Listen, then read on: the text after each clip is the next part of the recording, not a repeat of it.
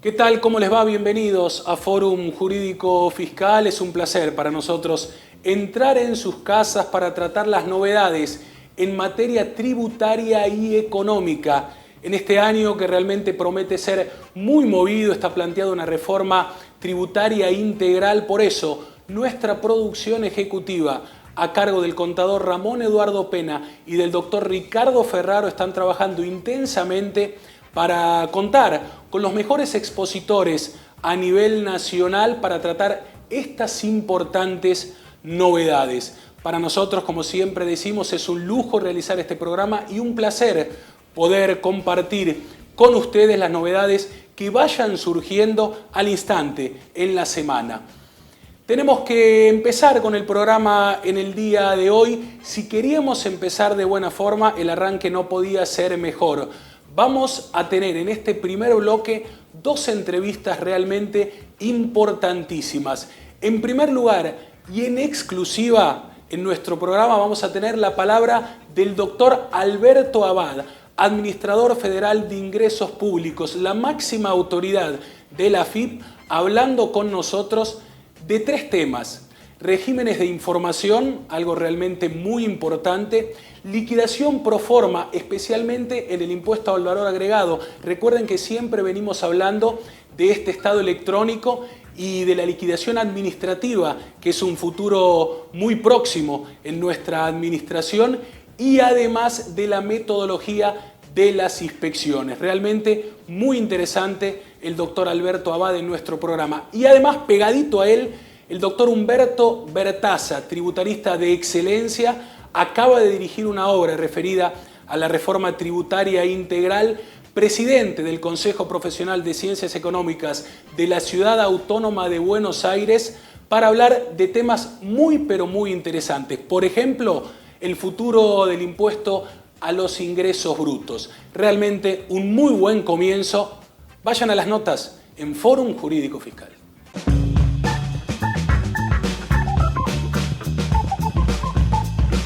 Hoy habló del tema de la facturación electrónica como una cuestión global, y la idea es entonces que en 2 meses podemos tener una idea de que no va a haber más Citiventas ni Citicompras. No, estamos estudiando un sistema para simplificar los regímenes de información, aprovechando toda la información que tenemos por la factura electrónica.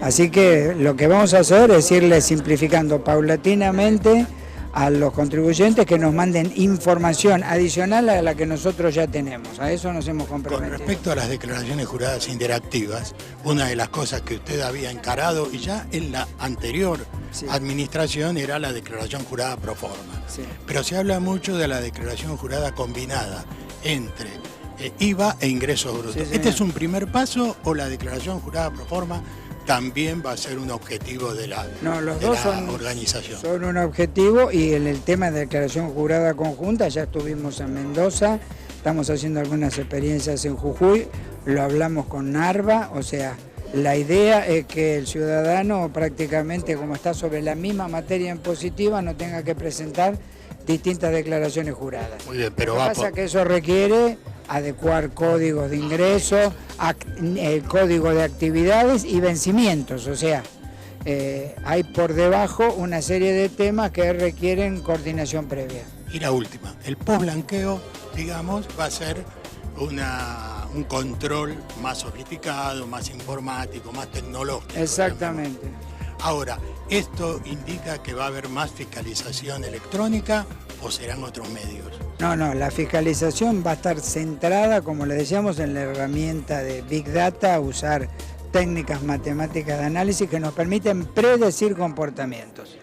Y esto, con toda la información que tenemos internacional, local, nos va a facilitar que la fiscalización vaya más dirigida con más precisión a quienes realmente tenemos hipótesis de riesgo alta. Gracias. No, gracias a vos. Estamos con el doctor Humberto Bertaza, presidente del Consejo Profesional de Ciencias Económicas de la Ciudad Autónoma de Buenos Aires, y vamos a hablar un poquito de reforma tributaria. ¿Te parece bien, Humberto? Muy bien, ¿qué tal, Ricardo? ¿Cómo andás? Bien, gracias por estar con nosotros. Bueno, sacaste un libro, dirigiste un libro donde, digamos, es un libro colectivo y hay varias opiniones con este aspecto. Ahora, esto que se analizó en ese libro, no sé si lo compartís, es una transición. Absolutamente, una transición y además una transición con muchos problemas, así que yo creo que, bueno, ha tenido todo un manejo político fundamentalmente, pero de lo que estamos hablando es otra cosa totalmente distinta, ¿no? Yo creo que estamos hablando, y la sociedad lo está pidiendo, es una reforma tributaria en serio, una reforma tributaria integral, una reforma donde se puedan remover impuestos distorsivos, donde se puedan remover inequidades. Ese es un poco lo que se está hablando, o sea, no algo para la coyuntura, no algo para el momento. Y esto es lo difícil, porque hay que armar una reforma en una situación que no es la mejor, desde el punto de vista, yo diría, político, institucional, económico, no es la mejor, donde hay que remar muchísimo con el tema del déficit fiscal. Ese es un gran tema, ¿no? Ese es el gran tema, porque además esa reforma, ante todo, tiene que tener un objetivo, que es bajar la presión tributaria. Y entonces, acá aparecen dos aspectos que aparecen casi como contrapuestos, ¿no? O sea, el tema del déficit, que hay que mejorarlo, y el tema de la presión, que hay que bajarla. Y como si esto fuera poco, estamos hablando de una reforma que no es solamente de impuestos nacionales. Estamos hablando, ese es el temazo. Ese sí, ahí estamos. Yo creo que estamos hablando de una reforma de los 3 niveles de gobierno, donde juegan los impuestos subnacionales también, y los impuestos subnacionales está jugando tanto los provinciales como los municipales. Y me parece que acá aparecen algunos aspectos que hoy son realmente perjudiciales para las empresas. Bueno, ¿y qué pensás vos de ingresos brutos? Porque ingresos brutos hoy representa el 80%, el 80% de la recaudación de las provincias. ¿Cómo lo removés? Porque no te olvides que ya tuvimos intentos de cambiarlo en los 90, ¿no? Mira, nosotros acá hemos trabajado en el Consejo fuertemente con este tema, hemos llegado a un trabajo que se ha publicado. Con ese trabajo te diría que se analiza toda la problemática del impuesto a los ingresos brutos, se analiza el derecho comparado, y se llega a la conclusión de que es un impuesto superador el IVA provincial. Ahora, también llegamos a la conclusión que en los tiempos el IVA provincial posiblemente no sea para hoy en la Argentina. O sea, esto sea un poco la mirada, la luz que nos tiene que conducir para el futuro. Pero en el futuro, en el presente, en la coyuntura, hay que trabajar removiendo los obstáculos más grandes que tiene el impuesto a los ingresos brutos, ¿no? Entonces, desde ese punto de vista, el hecho que todavía tengamos jurisdicciones, y son muchas, que tienen alícuotas diferenciales del impuesto para aquellos contribuyentes que no tengan radicado establecimientos, que dicho sea de paso, ya fue declarado inconstitucional por la Corte Suprema. Bueno, este es un tema que hay que superarlo y hay que terminar con esta situación, que es una asimetría importante. Una segunda asimetría es, esto hoy se discutió por el tema de tarjetas de crédito, pero el tema mucho más amplio, es el tema de lo que en definitiva se produce con la superposición de las retenciones de varias provincias, ¿no? Entonces vos fíjate lo que se encuentra, Ricardo, haces una compra de insumos, tenés retenciones, haces una venta, tenés retenciones, haces el depósito de la venta, tenés retenciones. Y no solamente de una jurisdicción, sino de todas aquellas que interpretan que tiene algún tipo de vinculación con el contribuyente.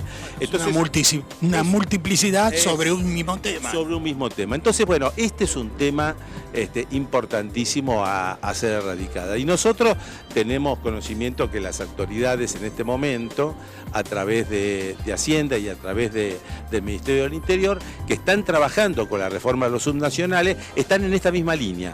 O sea, están con la línea de que hay que derogar el impuesto a los ingresos brutos, que no es el momento, y que hay que superar en la coyuntura 3 o 4 aspectos que se consideren fundamentales para que siga existiendo ingreso bruto, pero no de la forma como... Sí, Bertea dice, hay que eliminar todo lo que es efecto distorsivo, claro, y hacerlo más llano, ¿no? Exactamente, exactamente. O sea, por eso, yo creo que ahí estamos de acuerdo con eso, y que si nosotros trabajamos en 3 o 4 aspectos, 3 o 4, de remover estas causas, pasa que son muy pesados estos de 3 o 4, me parece que hemos dado un paso adelante para plantear un camino futuro, que es pensar en otro tipo de impuestos, porque pensemos que el impuesto a los ingresos brutos, con su efecto piramidación, tiene el gran efecto de la injusticia, de la transmisión, de la superposición de los impuestos y fundamentalmente en las exportaciones. El IVA provincial que ustedes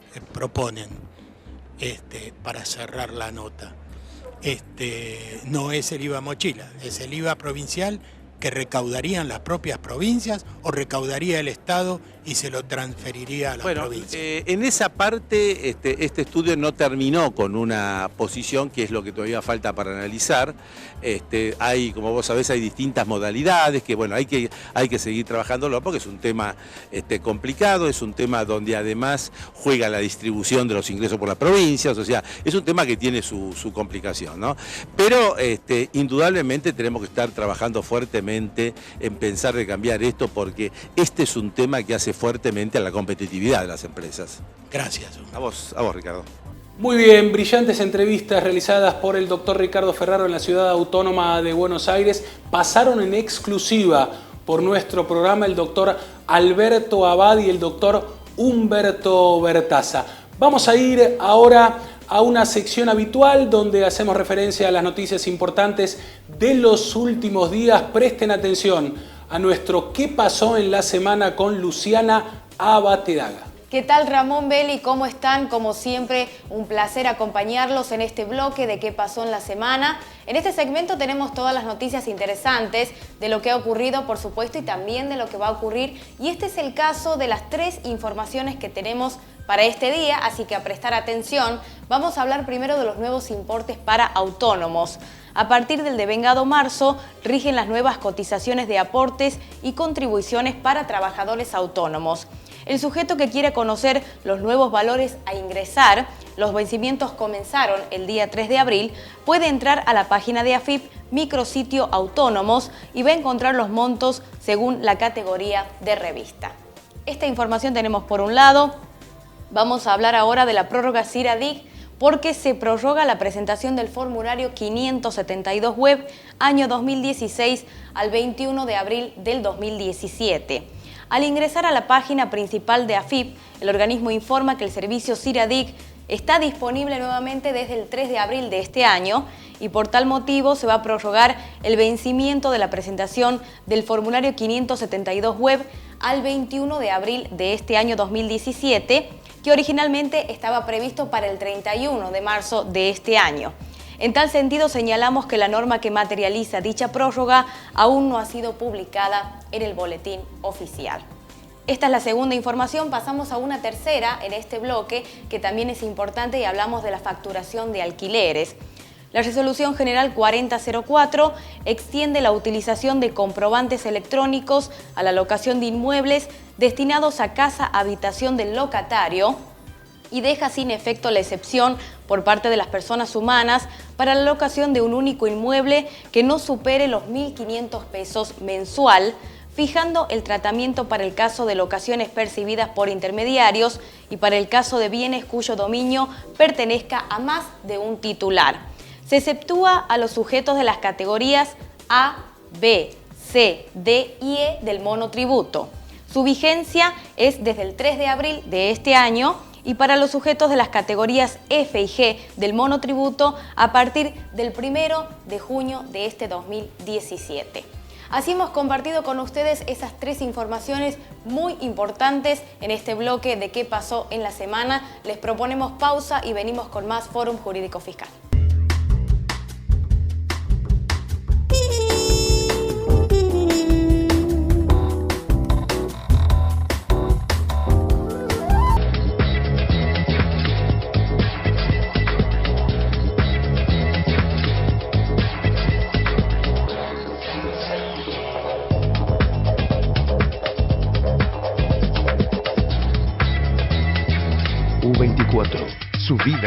nuestro móvil.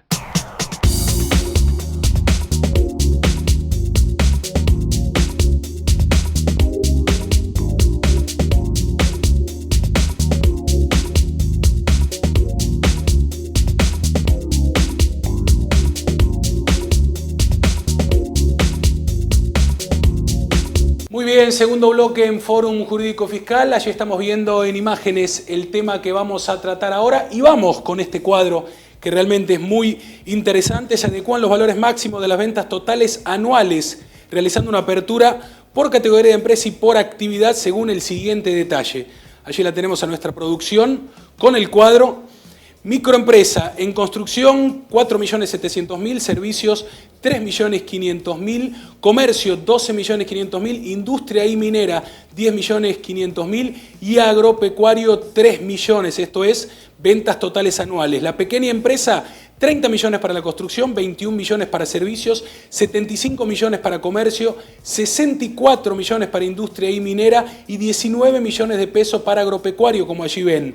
La mediana empresa tramo 1, 240 millones para construcción el máximo, 175 millones de pesos para servicios, 630 para comercio, 520 millones de pesos para industria y minera y 145 para agropecuario. Y la mediana empresa tramo 2, 360 millones para construcción, 250 millones para servicios, 900 millones para comercio, 760 millones para industria y minería y 230 millones para agropecuario. Realmente, ahí vimos el cuadro, una información importante que queríamos dar. Vamos a ir al encuentro ahora de otra entrevista muy interesante en este programa de Fórum Jurídico Fiscal. Un amigo de la casa, siempre es un placer tenerlo. Estamos hablando del doctor Marcelo Rodríguez, excelente tributarista a nivel nacional. Ha pasado el blanqueo y ahora se viene la liquidación de ganancias año 2016. Tema importantísimo. ¿Quién lo va a tratar si no el doctor Marcelo Rodríguez aquí en Fórum Jurídico Fiscal? Hola Marcelo, ¿cómo estás? Gracias por estar con nosotros nuevamente. Gracias a vos por la invitación, Ricardo. Y te comento que esta vez no vine improvisado. Tengo acá una serie de preguntas para charlar contigo, sobre todo porque ya estamos en el posblanqueo. Bueno, ¿cómo impactan algunas medidas del blanqueo en lo que va a ser ganancias 2016 y en adelante también? ¿Por qué no? Uno de esos temas es saber si la fecha de preexistencia, cómo se toma a los efectos contables, a los efectos fiscales, cómo hay que tenerla en cuenta. Claro, es un tema muy interesante. Vos recordás que para las personas humanas la fecha de la preexistencia de los bienes que se regularizaron era el 22 de julio. Y para las sociedades era el último ejercicio cerrado con anterioridad al 1 de enero del año 2016. En consecuencia, vos imaginate una persona humana que sobre fines de marzo de 2017 decide blanquear un inmueble. Obviamente, si le sacamos la foto a diciembre del 2016, ese bien aún en ese momento no estaba exteriorizado, porque se blanqueó en marzo de 2017. Sin embargo, este sujeto, cuando cierre la declaración jurada del año 2016, deberá contemplar la existencia de ese bien en tanto y en cuanto, siendo el mismo preexistente al 22 de julio del 2016, naturalmente estaba al 31 de diciembre del año 2016. En igual sentido, una empresa que no cierre balance en diciembre, para hacer un caso bien extremo, suponte que cierre el 31 de enero, con lo cual 31 de enero es la fecha de la preexistencia del periodo 2015. Claro que si blanqueo un inmueble, supongamos, en marzo del año 2017, el primer ejercicio contable donde va a incorporar este bien será inexorablemente enero del año 2018. Sin embargo, como era preexistente al 31 de enero del año 2015, pues entonces esta empresa deberá rectificar 2016 e incorporarlo también en la declaración jurada del año 2017 a efectos de contemplar el impacto que tuviera en mínima presunta, en ganancias o eventualmente en bienes personales. Esto implica, digamos, que cada caso puntillosamente debe analizarse respecto de esa fecha de preexistencia del blanqueo. Esto es lo que sucede, Ricardo, surge es que de lo que decís. Muchos pensábamos que el 31 de marzo habían terminado nuestros problemas con el blanqueo y que nos íbamos a olvidar. Bueno, todo lo contrario. Yo creo que a partir del 1 de abril se nos abre un horizonte de situaciones conflictivas que ameritarán mucho trabajo, mucho análisis, tal vez que algún organismo profesional se expida en este sentido, en tanto y en cuanto no queda muy en claro cómo reflejar el impacto del blanqueo en la contabilidad. Bueno, eso es lo que te iba a preguntar. Contablemente, con todo lo que vos estás diciendo, indudablemente tiene que haber complejidades para poder determinar cómo contabilizar estos efectos, que no son colaterales, son directos. Son directos porque vos cuando vas a contabilizar la incorporación patrimonial de este bien que se incorporó vía blanqueo, ¿qué tratamiento contable le vas a dar? Inexorablemente vas a tener un alta de un activo, que puede ser una cuenta, que puede ser un inmueble, que puede ser un crédito. ¿Cuál es la contrapartida? ¿Será un resultado de ese ejercicio y en cuyo caso debieras contabilizarlo en el estado de resultado como otros ingresos? O tal vez debieras consignar que como esto existía con anterioridad a esta fecha, debe ir en un área, un ajuste de resultados de ejercicios anteriores. O eventualmente directamente dentro del patrimonio. Bueno, esto debiera expedirse el organismo profesional, más allá de que obviamente la empresa contabilizará esto de acuerdo a su leal saber entender y será el auditor quien lo convalidará. Yo creo que lo que estás diciendo es teléfono para la Federación del Consejo. Y yo creo que la Federación debería expedirse. En principio yo diría, un área no parecería ser en virtud de que no hay un cambio de norma y no hay, digamos, una situación que motive la contabilización, atento a lo que los libros de contabilidad consignan. Sin embargo, hay voces de especialistas que consideran que es un área. En consecuencia, bueno, si lo contabilizamos como otros ingresos en el estado de resultados, bueno, muy sencillo, cuando hacemos la declaración jurada lo impugnaremos porque es una renta no alcanzada, lo impugnaremos por columna 1 y se terminó. Fowler Newton mediante. Sí, Fowler Newton no. Hubo otros especialistas en la materia. Tenemos. Decime una cosa, ¿qué pasa con los bienes a nombre de sociedades que se han regularizado? Bueno, a ver, acá tenemos una cuestión bastante novedosa en lo que respecta a aquellos que blanquearon bienes a nombre de sociedades del país. El 6 de marzo pasado, el Fisco publicó una consulta en el ABC de preguntas frecuentes, en virtud de la cual se desdijo o cambió la opinión sobre la viabilidad de que un individuo accionista de una sociedad pudiera blanquear a su nombre ese bien diciendo que en realidad le pertenece. Bueno, esto, digamos, lo que hay que tener en cuenta es que antes de que venza la declaración jurada correspondiente al periodo fiscal 2017, este inmueble necesariamente deberá pasar a nombre de quien lo regularizó. Ahora bien, ¿qué pasa cuando este bien no estaba a nombre de una sociedad del país, sino que está a nombre de una sociedad del exterior? Ahí el artículo 39 de la norma, recordemos que prevé la alternativa de que este sujeto, que es el real propietario, una persona humana, blanquee el bien a su nombre, más allá de que quede registrado a nombre, por ejemplo, de una LLC americana.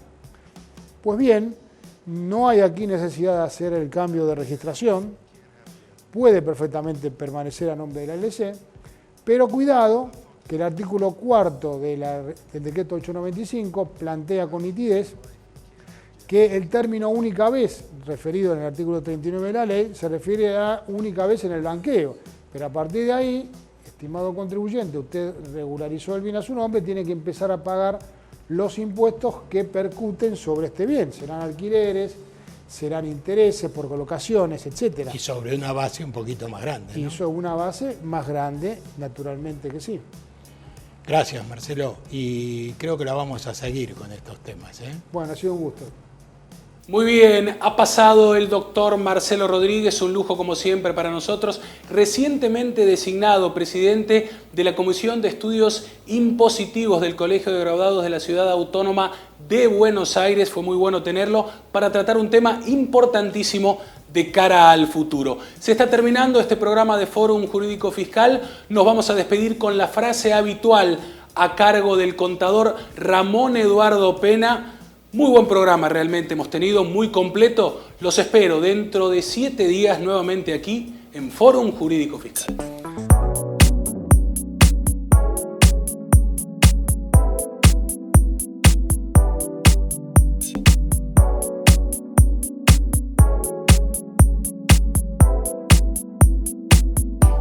Gotta get a good day.